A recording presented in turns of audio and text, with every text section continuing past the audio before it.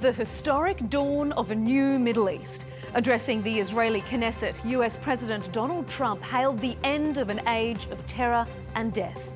The Gaza-Israeli conflict has been painfully polarising, both domestically and internationally. Amid the celebrations, we'll debate what's next. I'm Melinda Nusafora, and you're watching CounterPoints.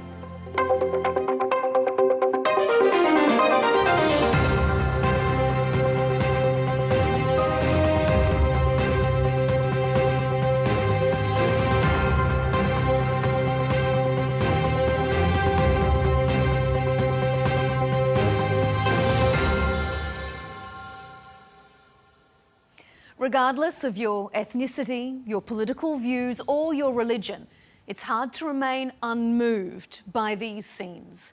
Not only because of the joy, the pain, and the relief these communities on both sides must feel, but also for what it represents more broadly.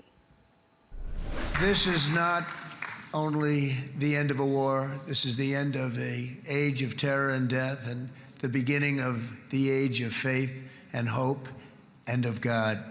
A proposal that ends the war by achieving all our objectives. A proposal that opens the door to an historic expansion of peace in our region and beyond our region. So is the war over? For this to be a lasting peace, Hamas needs to agree to lay down its weapons. By the end of last week, Hamas officials were still refusing to disarm or accept foreign intervention in Gaza. Prime Minister Netanyahu won't be in Egypt for discussions on how to implement phase 2 of the deal. And domestically, it seems many still question his role in phase 1. To Prime Minister Benjamin Netanyahu,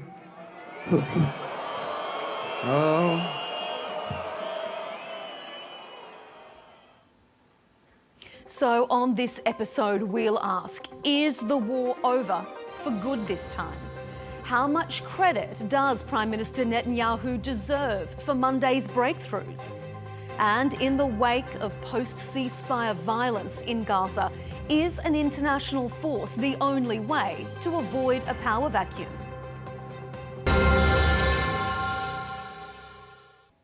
Joining us for this debate is Baria Alamuddin, an award-winning journalist, broadcaster and author. Shiri Fein Grossman, CEO of the Israel-Africa Relations Institute and former head of regional affairs at Israel's National Security Council, is here with us.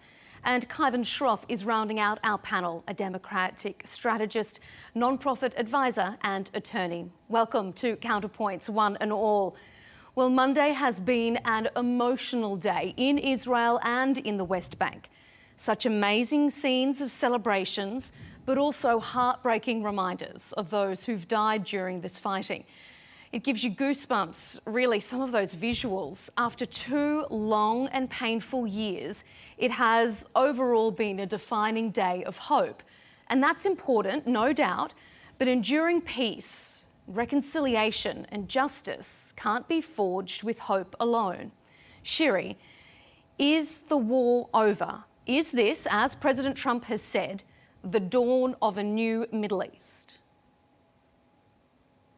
Well, certainly hope so. First of all, yes, it's been a very emotional day, having people kidnapped from their homes on that dreadful day of Hamas's October 7 onslaught. Exactly 2 years tomorrow at 6:29 a.m.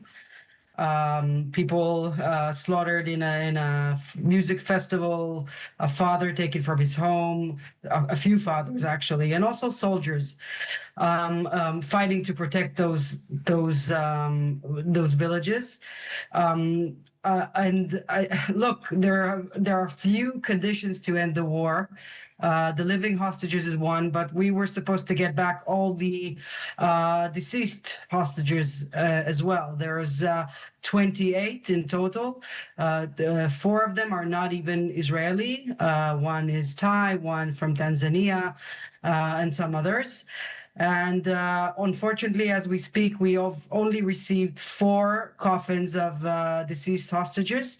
So in Israel's view, this is a very clear and fundamental violation of the agreement, and it puts many of the peace efforts at stake. And I think Do you think it's a also bad very sign for a disrespectful lasting and enduring peace, Shiri? Sorry? Is it a bad sign then for a lasting and enduring peace if on day one it hasn't gone as it was supposed to?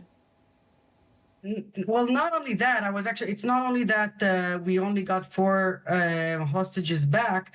I just witnessed a horrific video in Gaza of Hamas executing 4, if not 5 Palestinians in a raging crowd, roaring, cheering.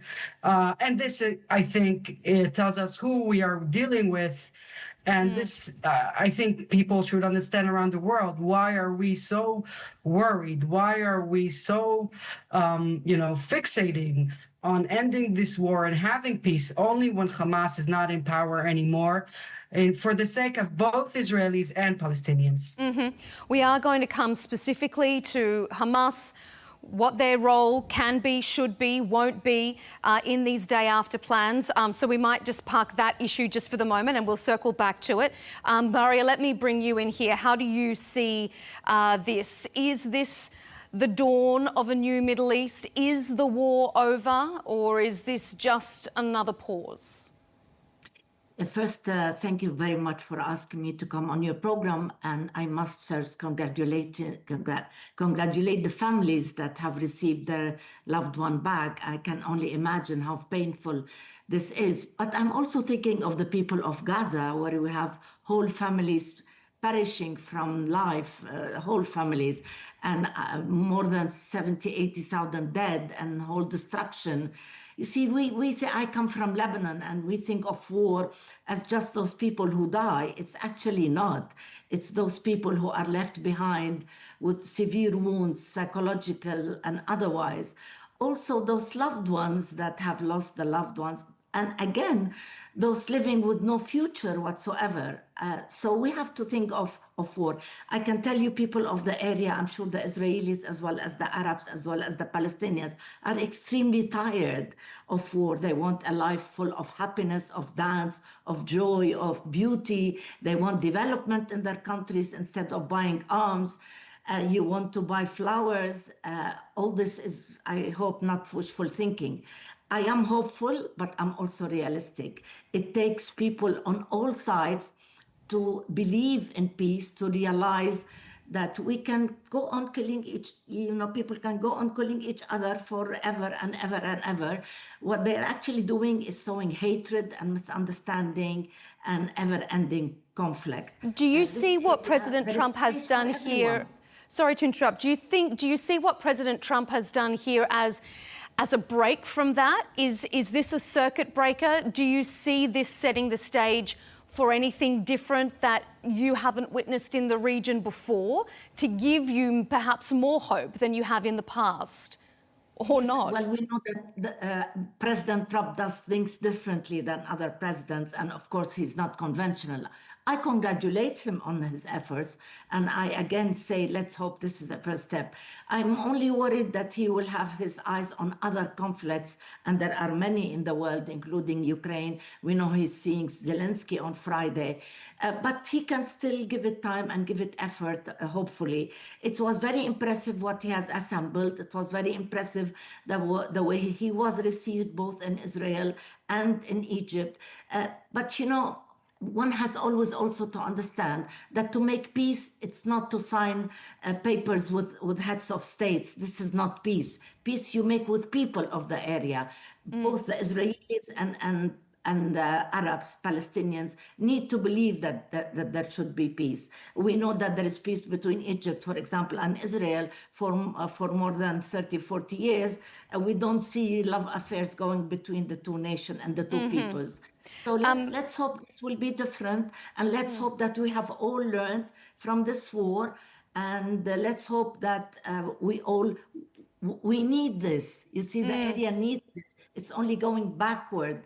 And as I said, there is space for everyone, but we have to have, it's a problem because both sides on the equation, we don't have a lot of confidence in them. I don't have a lot of confidence in Hamas, but do I have confidence in Netanyahu's government? No. But let's hope they will change. I think now Hamas is very, very much weakened. Shiri, I'm going to bring you in on a point that Baria has just made there in just a moment, but before that, I'm going to bring Kaivan in. What's your take on this? Looking at it from the US lens, watching the president there signing those papers with a flourish in Egypt, standing to that ovation in the Knesset.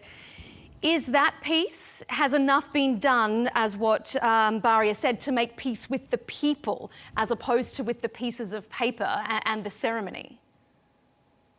Well, I think Baria makes a great point, which is this is really the beginning of the effort to have a lasting peace. And we'll see where it goes because, you know, from the domestic perspective, it is a moment where I think we're seeing bipartisan praise of President Trump for, frankly, taking a different tactic than the Biden administration did with Netanyahu. Now, was Netanyahu open to working with the Biden administration? I think that might be up for debate. But still, at the same time, you know, I've seen so many Democrats trying to be bipartisan, trying to praise Trump, and he has that habit of always kind of spoiling the moment. So immediately he's there interfering and trying to get a pardon for Netanyahu based unrelated to any of this stuff about his fraud and corruption charges. Immediately he's there praising dictator Sisi and from international land attacking our domestic governor. So that's pretty shocking to see from a United States president and really sort of bungles, I think, the messaging and the moment for President Trump. And then on top of that, there are so many huge domestic issues happening on the ground right now, including 10 million people planning to show up to oppose Trump next weekend in a demonstration and peaceful protests here. So, Shiri, do you think that that could be a distraction from President Trump remaining focused on ensuring that this deal goes beyond the paper to the people? As, again, if I can bring in that point that Baria made, is enough done by the politicians at this point to ensure that this is not just a big ceremony, that this is actually enduring? Well, first of all, I'll join Baria in saying that we are very thankful for President Trump's effort and his entire team. I think Israel has shown a lot of love for President Trump while he was here, and we feel very, very grateful. I'm kind of very I'm not at ease at this conversation when we compare both sides, like Hamas and Israel are the same. Like this is the parallel that we're supposed to do. We need to start with what's the problem. The problem is the problem is that October 7 happened 2 years ago with an attack that was unprovoked. We had a peaceful, kind of relatively peaceful time a few years before that. We had the Abraham Accords that I was very lucky to be a part of that team, to assemble it. I saw peace within my own eyes. And yes, it's for the people. But unless, and this is, I think, for me, the biggest heartbreak after October 7, and I speak for many Israelis that used to believe in the two-state solutions, is that after October 7, we didn't see a condemnation from most Palestinians in the world, neither in the West Bank nor in West civilization. Like, it's okay. Like, just slaughtering Jews, innocent Jews is okay. And but just instead, to apologies for interrupting you there, Shiri. The ceasefire when the onslaught was still in place. So just to focus back on until we fight together against Hamas, I don't see this being peaceful. I take your point on board there, but just to remain focused on the topic at hand, which is what's happening in present and in the future, do you think that there is enough in place with what has been signed today to make the future stable and peaceful?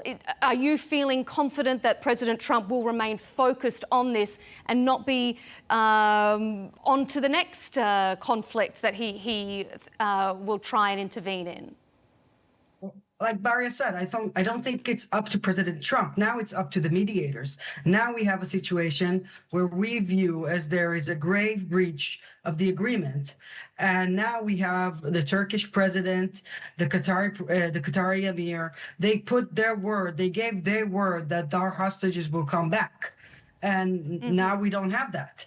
So if we continue from here, I think Hamas needs to respect the leaders that were behind this agreement, the Egyptian president, the UAE president, everybody, and hold up to their word that 28 of the hostages will come back. They were supposed to come back this afternoon, and they're not.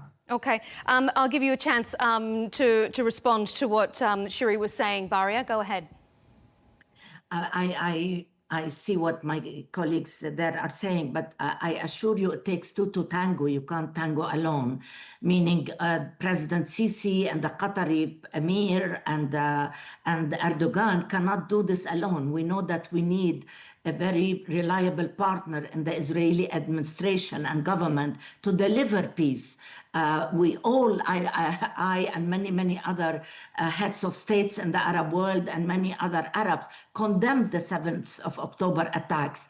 You see, human rights are not for one people and the other. Human rights are universal. We all need to live in peace and prosperity. We all need to eat. We all need to stop killing. This is an area that has suffered for a long. I lived all my life in Lebanon with this, and we have we had a country that was the pearl of the world, and we have a country that's impoverished and that is hardly functioning. So enough, really enough. And talking about the past and blaming this and blaming that is not going to take anybody anywhere. We need to work together. We need to believe in our mission. I know many of my friends who are Jewish, who are not happy about what's going on. The killing, the number of people, the number of women, children, men that have died on both sides. More than 500 soldiers from the Israeli army who have mothers, sisters, wives that have died. Many others have been wounded. Many committed suicide. Many are wounded. For what? At the end of the day, we have to sit back on the table and we have to make a common ground and move. And to do that, we have to do sides of the equation. Hamas is greatly wounded, is greatly out of the place, and I do believe Hamas will not. You see, you need to give them space for the Palestinians in the West Bank and in Gaza to be able to bring new leadership. But if they cannot do it, they cannot practice their democratic rights, then you cannot blame them. We're going to come, as I said, onto Hamas specifically in a later segment. But Kaivan, I just want your thoughts on what we've been discussing there before we move it on to focusing on Prime Minister Netanyahu. Yeah, I think, Baria makes a good point that we don't want Donald Trump to go around the world now trying to recreate this interference in global affairs. It is for people in the region to manage this and decide this, and of course, ideally have their own self-determination, a democratic process, and that type of leadership. In fact, it's exactly the opposite of what Donald Trump campaigned on, to go around the world and play sort of this interfering game. So happy to see that he was able to have some benefit here by this resolution, the release of hostages. At the same time, I don't think, Netanyahu is a credible leader. He hasn't been honest in this process. There's a lot of evidence that, he avoided a deal for as long as possible, even to this moment where Trump essentially gave him an ultimatum that he finally did take. So not the leader for the moment, absolutely. And I think part of not looking at the past is new leadership. All right, well, picking up on what you've said there, Kaivan, let me move on to our second segment, second chapter of our debate, which is focusing on the role of the Prime Minister.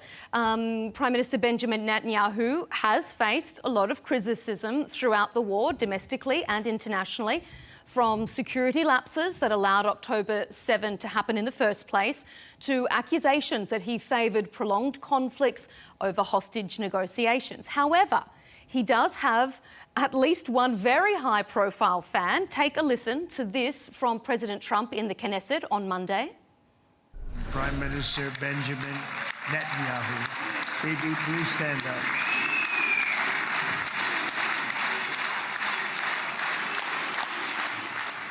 And he is not easy, I want to tell you. He's not the easiest guy to deal with, but that's what makes him great. Shiri, how much credit does Prime Minister Netanyahu deserve for the events we saw on Monday? Well, look, today is a day where we try to be united, as a moment where we experience a lot of joy and a lot of pain. And Prime Minister Netanyahu, like many other leaders in Western countries, like your country that you're speaking from, is liked by a lot of people, and he's hated by a lot of people. He's controversial. And if I go around each country, I would probably see the same. Indeed. And, you know, yes, there was a lot of criticism.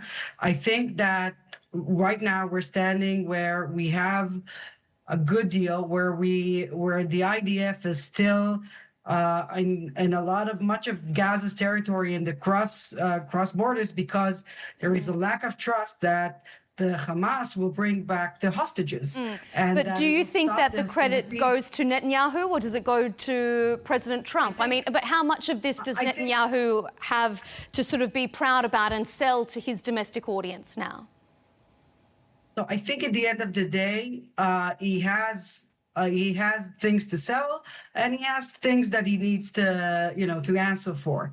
I think it goes a little bit both ways, and it really depends what position you're looking at. But again, Baria just said that we don't want to look into the past, we want to look into the future. But again, we still don't have the hostages. And I just saw a video of Hamas executing Palestinians. And again, if we want Israelis to feel safe, that they want peace, that they want a two-state solution, and we still are forced to live with this monster while the whole Arab world stays silent about Hamas killing its own people, then how can we move on? How can we expect Israelis?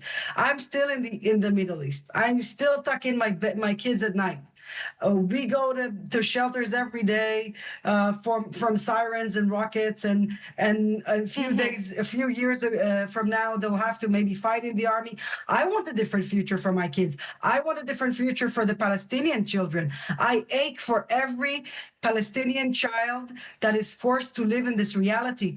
But where are the Palestinian mothers on the other side to say, Khalas, enough with the killing? Okay. I will be side by side in Israel, and I want a better life for my kids more than I want to kill the other side. And I just feel there's so many Palestinians that are still not there, and I ache for it. Okay. Baria, I can see you sort of nodding your head there. Do you want to make a quick comment, and then I'm going to move it on to Kaivan? Yes, I'm happy to say that, of course, I feel for every human anywhere in the world that has to go to a shelter, fearing for their lives or their children's lives. But on the other hand, I cannot but say others didn't even have a shelter, and the whole families perished, as I said. So we need to stop thinking about that and move towards peace. Palestinian mothers and Israeli mothers, sisters, wives, men, everybody. Honestly, I live in London, running away from the war in Lebanon. I moved to London in 1982 because Israel invaded my country, Lebanon, and they arrived to Beirut. Am I happy about that? I'm very grateful to England for receiving me and my children and giving me this the space and the freedom to talk and also to live in peace. But let us stop the cycle and realize things forever what they are. Pain is the same. The Israeli mother and the Palestinian mother would feel the same. Today, the Israeli army would not even allow the Palestinians to go and meet their loved ones coming out of captivity and to cheer them. They told them, you're not allowed to show happiness. Is this human? This is not human. We should really go back to the basics, and we should know who we are electing. Netanyahu and his government have not delivered peace or security to Israel. It's going to take many, many years for people of the area to come to terms what happened, all the killing and the hatred in the last 2 years, to come to terms and to start again from before, when we had peace between Bahrain and Israel, between the Emirates and Israel. We were hopeful. We were starting to feel hope. This hope is not here today, I'm afraid. To focus us back on the actual peace deal in itself, Kaivan, let me ask you to turn our attention back onto that topic. How much credit do you think Netanyahu deserves? Was he on the front foot here, or does it look like the US president backed him into a corner? Is this a Trump bulldozer, or is this Netanyahu being proactive? Certainly the latter. From everything that's been reported, Netanyahu really didn't want to take a deal and was pushed into a corner, as you say. I do want to just jump in, though, and correct that it's not accurate that no Palestinians in the West condemned the October 7th attack, especially in the United States. There were many prominent voices that were very clear how wrong that was. And secondly, to say that you haven't seen Palestinian mothers, showing the same empathy, first of all, media was kept out of the region, and as Baria just pointed out, it's a heavily controlled narrative and dynamic. So I don't think that's a fair criticism. And I think while we're extending compassion to both sides and talking about human rights belonging to everyone, we have to not play those sort of games, because that really does drag us back into a negative dynamic. And it's the sort of rhetoric that really incites division at a time when we need to try to come together. Shiri, your response to that, and also let me ask you this with regards to the summit. Do you think it was right that Prime Minister Netanyahu didn't attend the summit, or do you think that he should have been there? First of all, there were few I didn't say all Palestinians didn't condemn the October 7th attack. I said there were very few. And I can tell you, I have many friends that were peace activists before October 7, and their disappointment from the West Bank Palestinians is why we're here today, where majority of Israelis don't believe in the two-state solution anymore.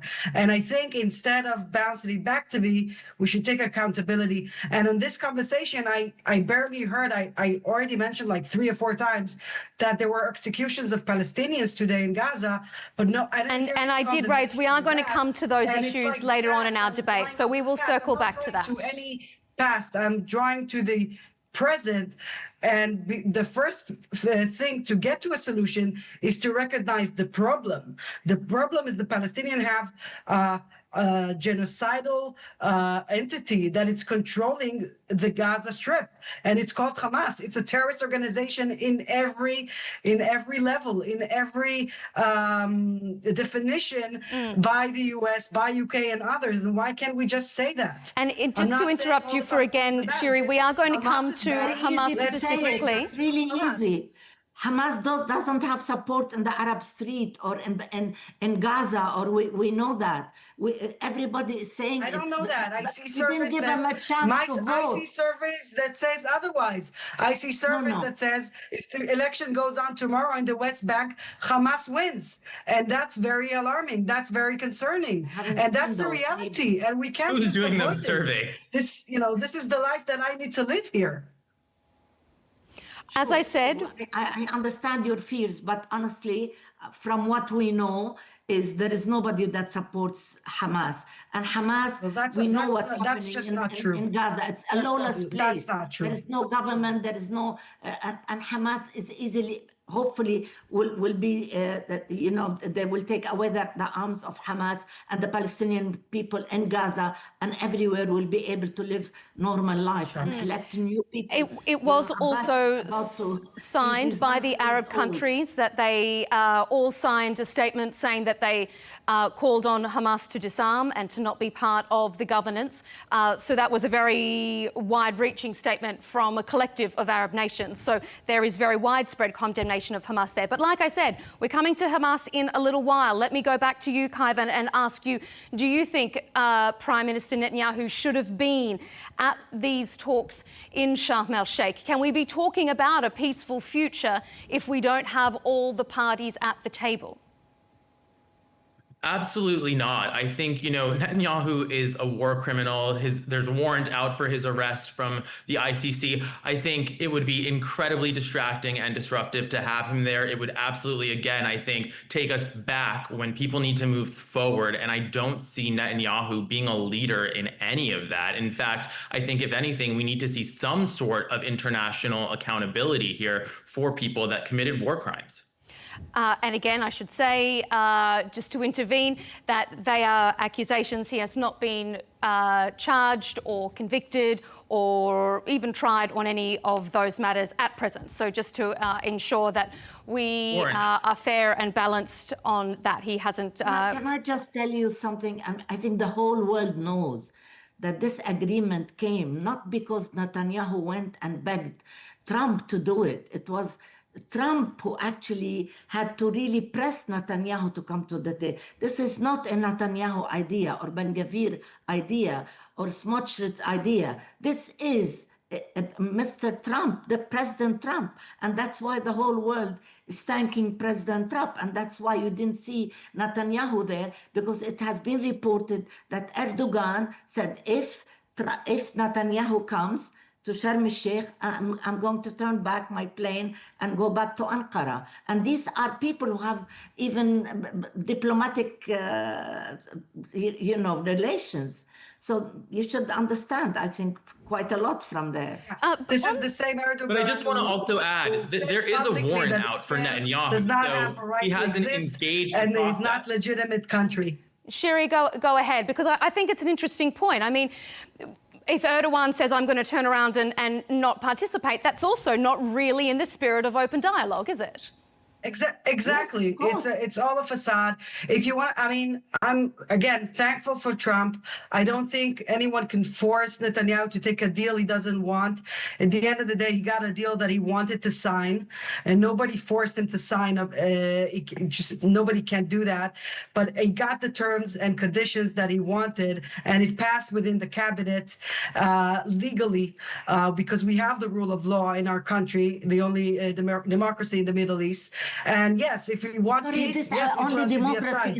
Is the Prime Minister Netanyahu our leader? He's our elected leader, unlike Abbas, who is not an elected leader. I'm sorry to say. Yes, he is an elected leader. So let's just balance the scale here. And Erdogan is blatantly calling for the destruction of Israel and doing it. I was asked a question, so let me finish.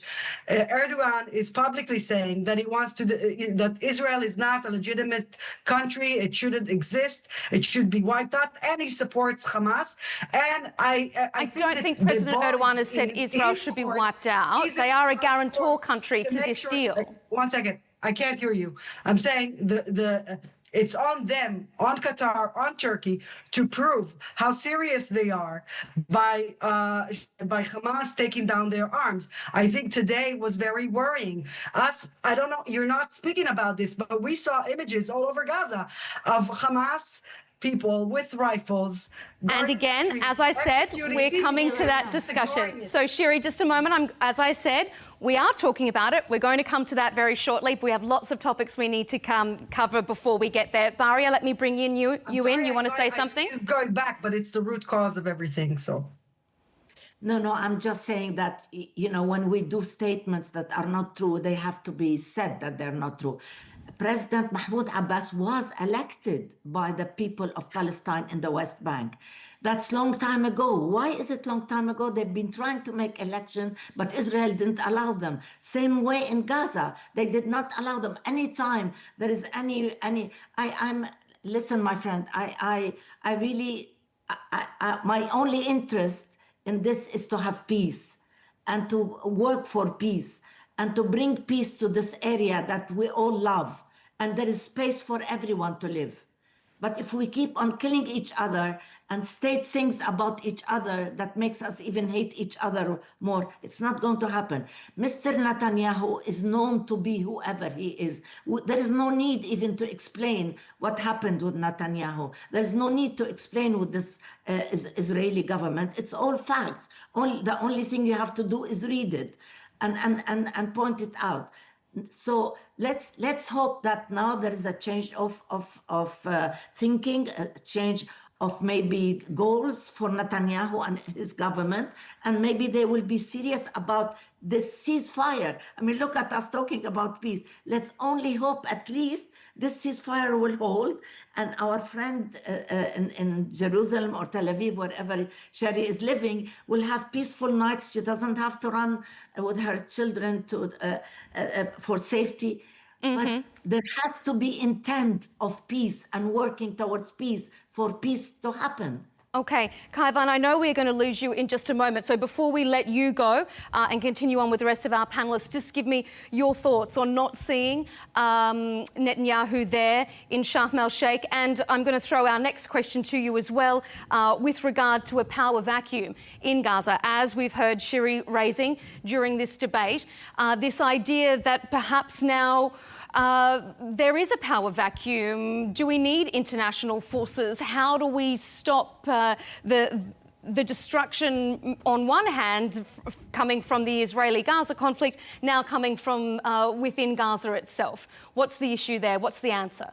Yes, I think, the international community should be there to support and make sure that democratic elections are held when there is this leadership vacuum. At the same time, getting back to Netanyahu, I do want to just point out that you note that he hasn't been adjudicated to be a war criminal, but that is because the ICC has issued warrants for his arrest, and he's avoiding that arrest. So he hasn't engaged the legal process at all to be either exonerated or convicted. So it's not really a justification or, clarifying without that important context.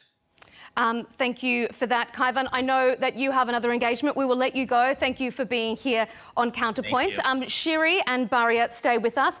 But first of all, just a thank you to Kaivan Shroff, Democrat strategist, non-profit advisor and attorney, joining us there on CounterPoints. But we still have Shiri Fein Grossman and Baria Alamuddin with us. So we're going to continue on with this Hamas-focused segment before we wrap up, because if this deal is really going to be a new dawn for the Middle East, it needs to do what the previous deals failed to, and that's move from phase 1 to phase 2 and then beyond. Hamas reportedly remains opposed to disarming, and already internal fighting has erupted across Gaza. There are reports of at least 30 people having been killed or executed in fighting or in executions between Hamas and other armed groups. So, Shiri, I know this is a topic you have been wanting to raise. Is this a power vacuum, a dangerous power vacuum, already developing in Gaza? Well, yes, I've said that a few times in this interview, and I do believe there is a big problem of what kind of international force would actually go and fight Hamas. Israelis don't see that happening, but you're welcome to try. I just don't think any country will send its own soldiers to fight with Hamas, and that's the issue, and that's why there's Israel Defense Forces. I just want to say on Netanyahu, look, I've been a critic of this government. I'm not a Netanyahu defender, but having said that, he stood at the podium at the Knesset today and reached his arm to peace. It's clear that he does want, we all want peace in Israel. We all want that. But we also want to acknowledge the fact that what's going on when they speak in Arabic, most of the Palestinians, or many Palestinians, we're seeing videos here. Now it's all reachable to anybody. We're seeing what's going on in Al Jazeera. I mean, we're being called the army of occupation. Even if we are in Tel Aviv, we're still occupying. I mean, even the 1948 borders are occupation. If the borders of 1948, I mean, South Africa has a campaign, the ANC and Gift of the Givers, that there is a genocide going on from 1948.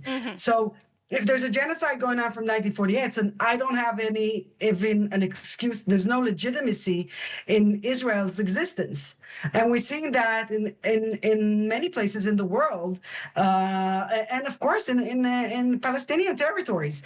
And and for me, that's the root thing here. It's all the Arab world going forcibly, and in Al Jazeera and in media and in socials, against Hamas, saying enough is enough. October 7 was a huge crime, and we need to move away from it. And the way, look, there's no one. I just want to say, one person from Gaza, one civilian child or mother or doctor wasn't allowed into the tunnels of Hamas to defend itself from Israel's rockets. And that was his systematic way of fighting, where he didn't let any civilians to go to shelter. He spent billions of dollars in 500 kilometers of tunnels, and then didn't let any civilian go in to hide allegedly from the bombing. Only his soldiers, murderous soldiers.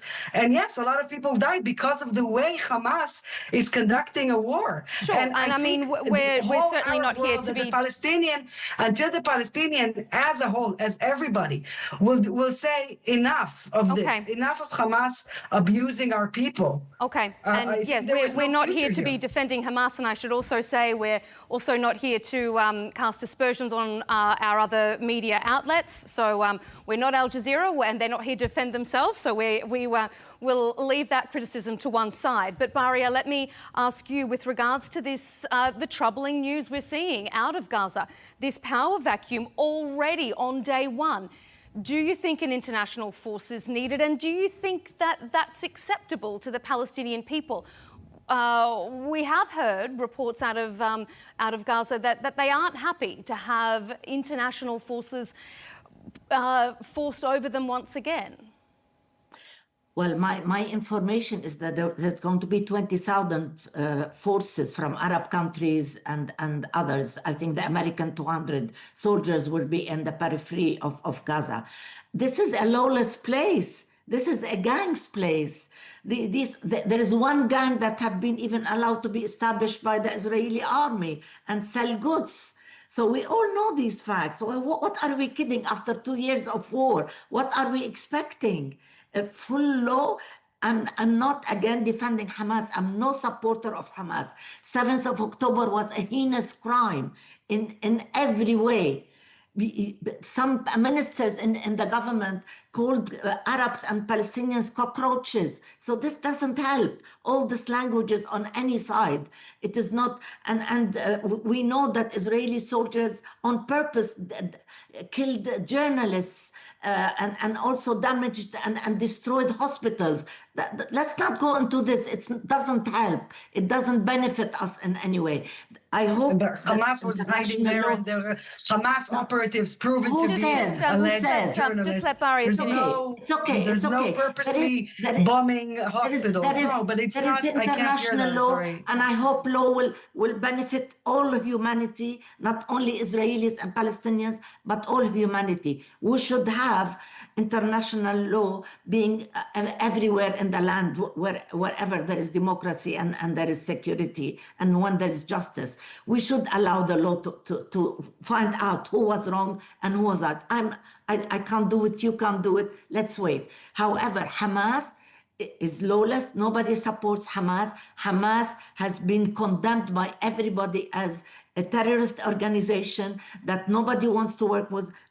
Erdogan doesn't want to work with them. The Qataris were told by Israel and by United States to house them and and the money was given to them through Netanyahu's government over the years. So let's not go there. Now we are where we are. We should get rid of Hamas's arms, and they should have no role in ruling in Gaza. The Gazan people deserve a much better Palestinian entity to help them, and they need to rebuild. Can you imagine? We're coming to a winter now. Shiri can go with her children and hide. But where will these people hide from the rain and from the cold? So we Okay. have to think, you have 2 million people, more than 2 million people. So let's hope Mr. Netanyahu suddenly has a change of mind. He loves peace, and Mr. Trump will stay focused, and the Arab countries as well, and the international community. It's the only way we can. We're still at the very, very early steps. We should pray and we should wish that all this will happen for the sake of everybody in the area, including us Lebanese. I hope that we will find also peace in the area. We can all live together, and we don't have to have Israel hit my country every single day, and we don't have Iran interfering in my country. So this is the way. Countries should be allowed to live in peace and security. They should be.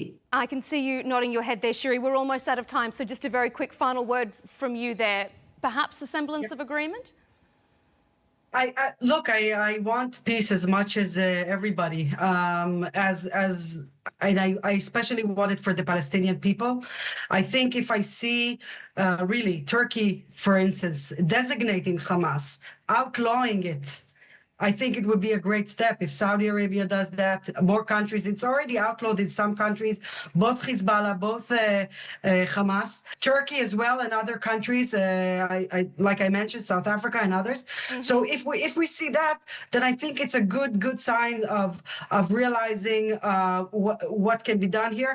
And I promise you that when Israelis feel secure, and there will be great, tremendous opportunities for peace.